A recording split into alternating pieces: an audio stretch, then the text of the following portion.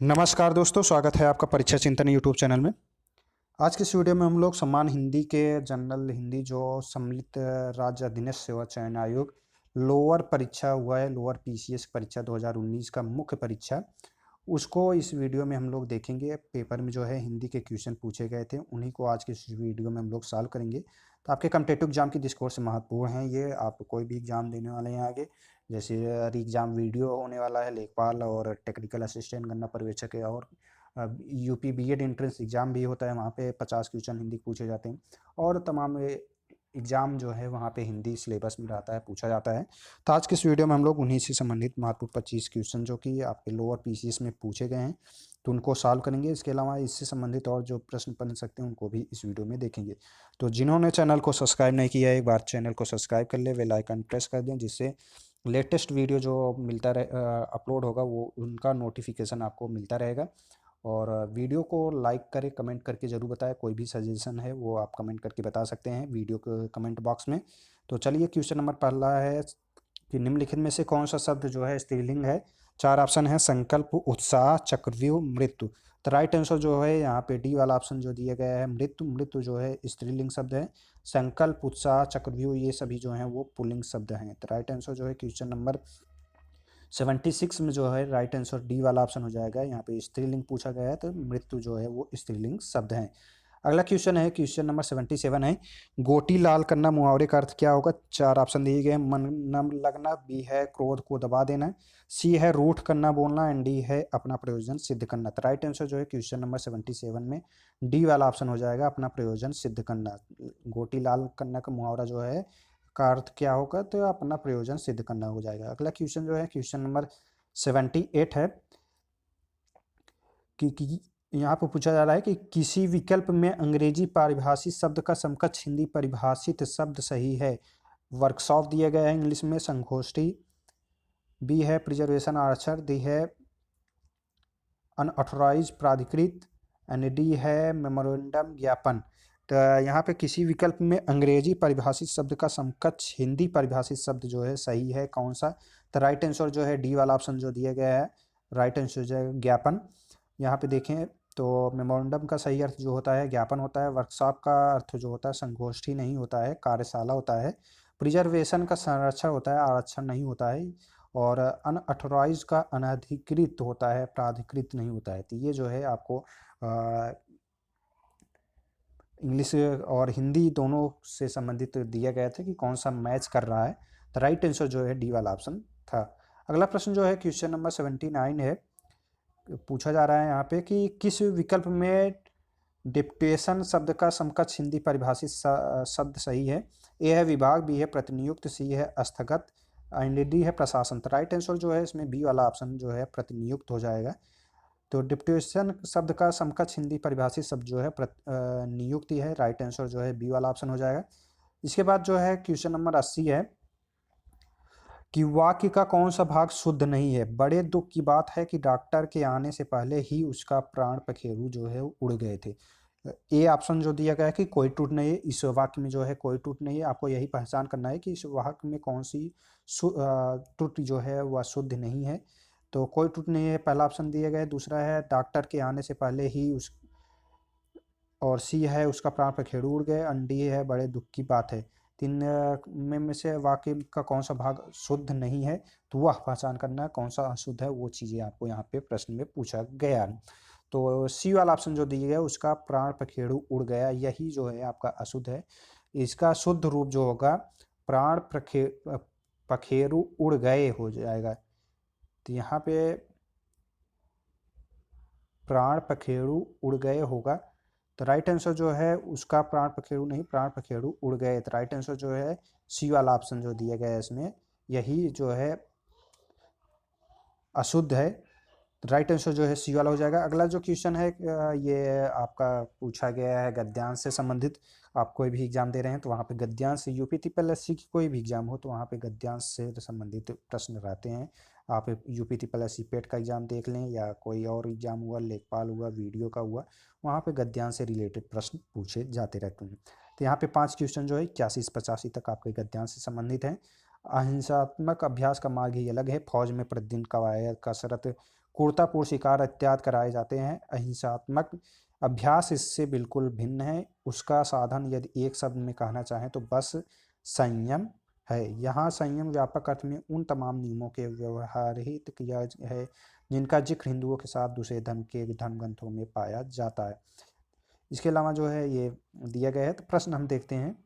प्रश्न संख्या 81 है कि उक्त अनुच्छेद में फौजी की गतिविधियों को इसलिए उल्लेख किया गया है। तो फौजी गतिविधियों का उल्लेख किस लिए किया गया है, तो यहाँ पे अगर देखेंगे, सख्ती से पालन करके सीखे जाते हैं। इन सब नियमों का झुकाव अहिंसा और सत्य की ओर होता है। गांधी जी ने बार बार लिखा है कि ईश्वर पर विश्वास इसका एक बहुत बड़ा सहायक होता है। यदि अहिंसात्मक प्रवृत्ति को जागृत और पुष्ट करने में सहाय लगाया जाए तो इस तरीके से जो दिया गया है। तो यहाँ पे अगर देखें ऑप्शन, अहिंसात्मक अभ्यास की उससे पृथकता प्रतिपादित की जा सके, फौज का महत्व निरूपित किया जाए, एंड सी है फौज के क्रियाकलापों को बताया जा सके, एंड डी है सैनिक शिक्षा की अनिवार्यता सांकेतिक की जाए। तो राइट आंसर जो है क्वेश्चन नंबर 81 में ए वाला ऑप्शन जो दिया गया आपने ऊपर देखा, अहिंसात्मक अभ्यास की उससे पृथकता प्रतिपादित की जा सके, राइट आंसर हो जाएगा। अगला जो क्वेश्चन है क्वेश्चन नंबर 82 है, निर्भयता आदि गुणों को सीखने के लिए आवश्यक है युवा अवस्था में सत्य का आचरण, बी है प्रत्येक अवस्था में निडर रहना, सी है बचपन से ही अहिंसात्मक प्रवृत्ति का अभ्यास, एंड डी है बचपन में सैनिक शिक्षा का अभ्यास। तो क्वेश्चन नंबर 82 में राइट आंसर जो है ये हो जाएगा सी वाला ऑप्शन, बचपन से ही अहिंसात्मक प्रवृत्ति का अभ्यास जो है कराया जाना चाहिए। निर्भयता आदि गुणों को सीखने के लिए आवश्यक है कि बचपन से ही बच्चों को जो है हिंसात्मक प्रवृत्ति का अभ्यास कराया जाना चाहिए। राइट आंसर जो है सी वाला हो जाएगा। अगला प्रश्न जो है प्रश्न संख्या 83, धर्म ग्रंथ में सर्वाधिक बल दिया जाता है सहिष्णुता पर, धर्म पालन पर, सी है भक्ति और ज्ञान पर, एंड डी है सदाचार के नियमों पर। तो क्वेश्चन नंबर 83, धर्म ग्रंथ में सर्वाधिक बल दिया जाता है किस पे, सदाचार के नियमों पर। तो राइट आंसर जो है डी वाला ऑप्शन है। अगला प्रश्न जो पूछा गया है क्वेश्चन नंबर 84 है,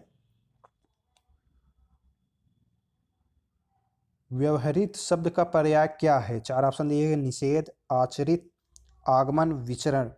तो राइट आंसर जो होगा क्वेश्चन नंबर 84 में व्यवहारित आप समझ रहे होंगे व्यवहार से संबंधित, तो आचरित हो जाएगा, राइट आंसर बी वाला है। तो क्वेश्चन नंबर 84 में कौन सा हो जाएगा, बी वाला ऑप्शन हो जाएगा। ठीक है। अगला प्रश्न जो है क्वेश्चन नंबर 85 है कि उपर्युक्त गद्यांश सर्वाधिक उपयुक्त शीर्षक क्या होगा, बेबुनियाद बात, ईश्वर भक्ति और सत्य, अहिंसा का मार्ग, एंड डी है सदाचार का महत्व। तो क्वेश्चन नंबर 85 में राइट आंसर जो है यहाँ पे सदाचार के बारे में बताया गया है। निम्नलिखित गद्यांश जो दिया गया था ऊपर वहाँ पे सदाचार से संबंधित था, तो इसलिए राइट आंसर जो है डी वाला ऑप्शन है, सदाचार का महत्व। तो उपयोग गद्यांश का सर्वाधिक उपयुक्त शीर्षक है, तो राइट आंसर डी वाला हो जाएगा। अगला जो क्वेश्चन है क्वेश्चन नंबर 86 है, यह अलावा किस वर्ग के व्यंजन है, ऊष्म, अंतस्थ, दंत, तालव। तो इसको हमने आपको बताया था काफ़ी बार, इस रिवीजन आप देख रहे हैं, आप कोई भी एग्जाम दे रहे हैं तो वर्णमाला से संबंधित जो है प्रश्न पूछे जाते हैं, तो आपके कम्पिटेटिव एग्जाम की दृष्टिकोण से बहुत ही महत्वपूर्ण है। तो यार अलावा जो है अंतस्थ व्यंजन है, तो राइट आंसर जो है बी वाला ऑप्शन बन जाएगा, यार अलावा अंतस्थ व्यंजन है।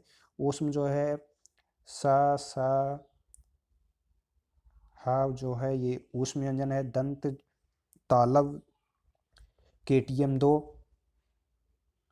दंत जो हो जाएगा इसका हो जाएगा, तालव्य जो है च वर्ग हो जाएगा।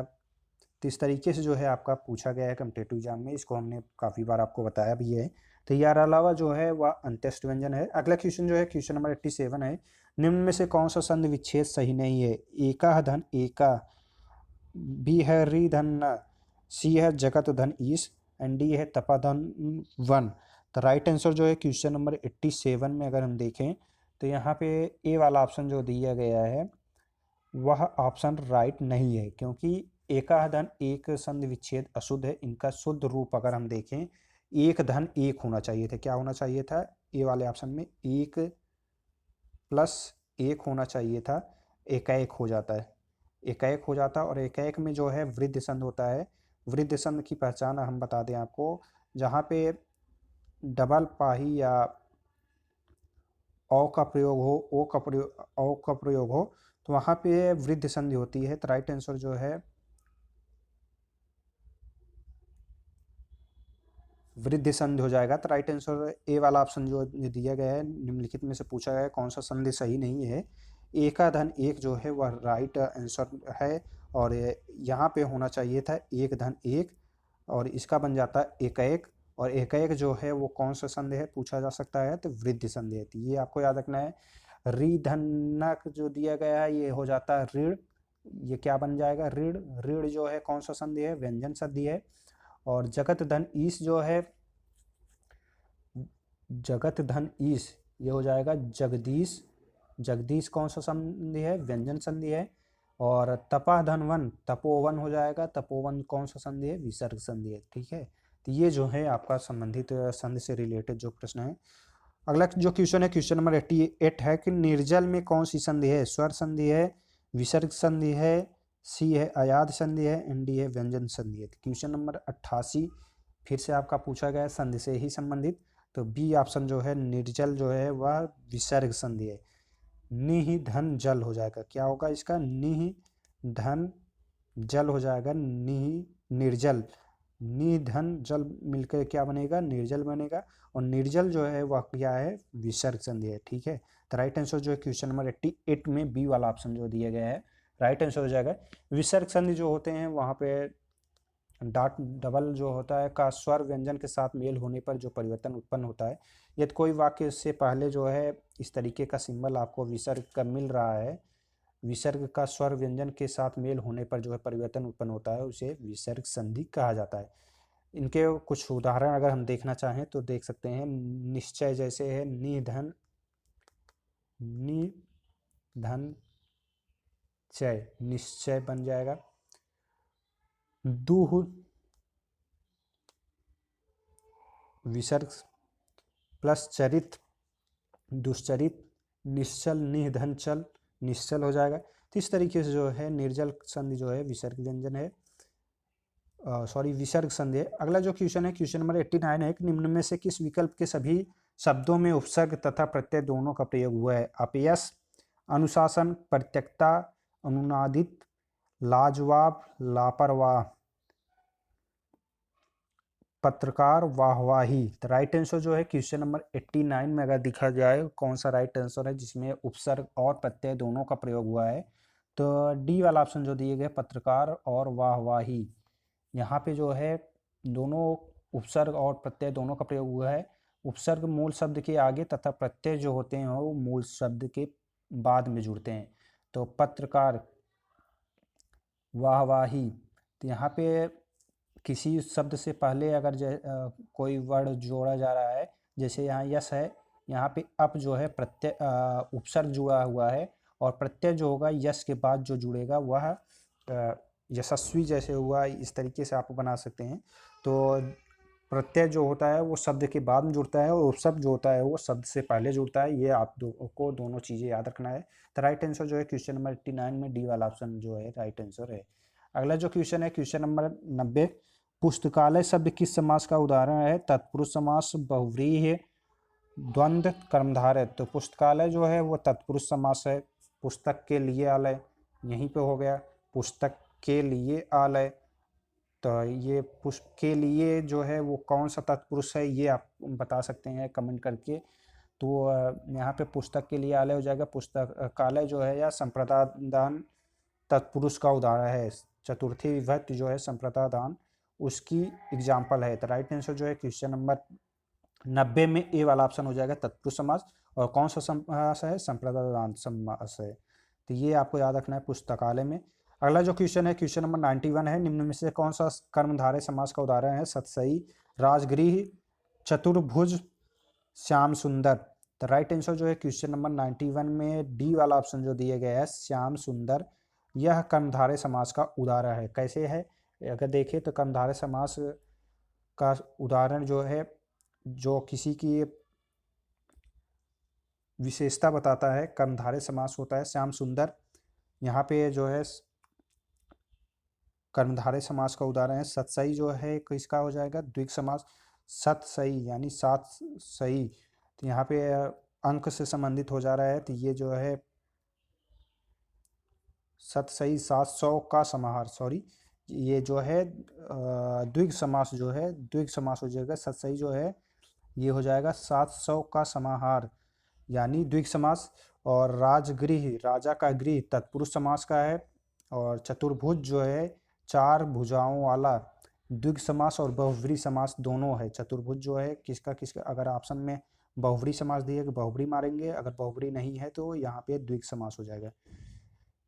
अगला जो है क्वेश्चन है, क्वेश्चन 92 है, स का उच्चारण स्थान क्या है? इसको हमने आपको कई बार बताया है, डी हो जाएगा मूर्धा। तो क्वेश्चन नंबर 92, स खटकोड़वा स का जो उच्चारण स्थान होता है मूर्धा होता है, स का उच्चारण स्थान मूर्धन है। इसके व्यंजन भी उदाहरण है, च वर्ग का उच्चारण स्थान तालु है और ला वर्ग का उच्चारण स्थान जो है दंत है। ठीक है, ला का भी पूछा जा सकता है तो उसका दंत हो जाएगा, और च का उच्चारण स्थान तालु है और का वर्ग का स्थान कंठ है, ये आप लोग मालूम है। तो राइट आंसर जो है यहाँ पे हो जाएगा तालु। तालु का जो है क्या हमने बताया आपको, ला, और दंत का जो है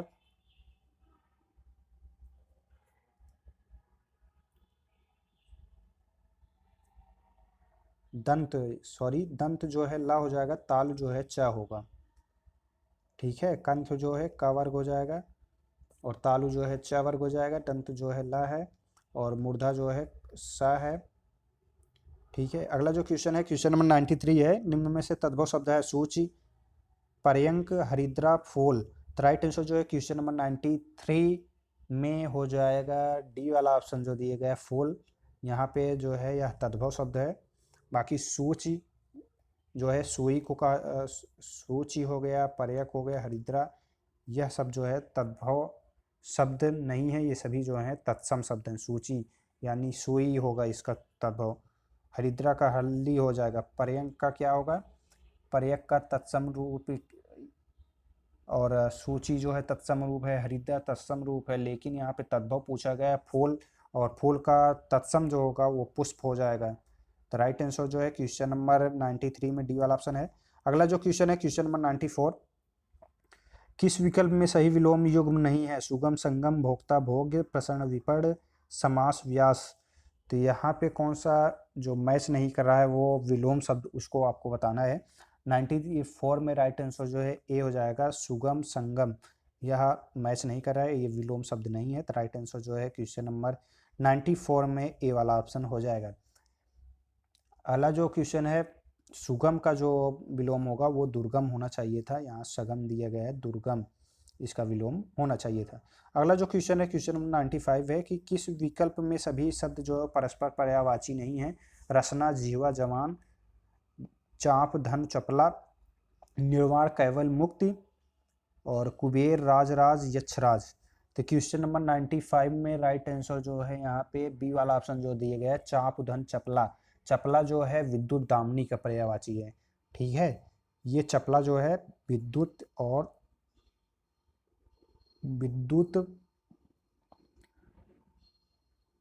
और दामिनी का पर्यायवाची शब्द है। तो यही राइट आंसर नहीं है, इसमें तीनों जो है वो एक ही का पर्यायवाची शब्द नहीं है। बाकी जो है रसना, जीवा, जवान, तो ये जीवा का पर्यायवाची है। निर्वाण, केवल, मुक्ति, मुक्ति का जो है ये आप केवल जो है बौद्ध धर्म, जैन धर्म देखेंगे केवल की प्राप्त कर लिए, तो उस तरीके से निर्वाण की प्राप्त हुई। तो यह हो गया, ये सभी पर्यायवाची हैं। और कुबेर, राजराज, यक्षराज जो हैं ये भी पर्यायवाची शब्द हैं।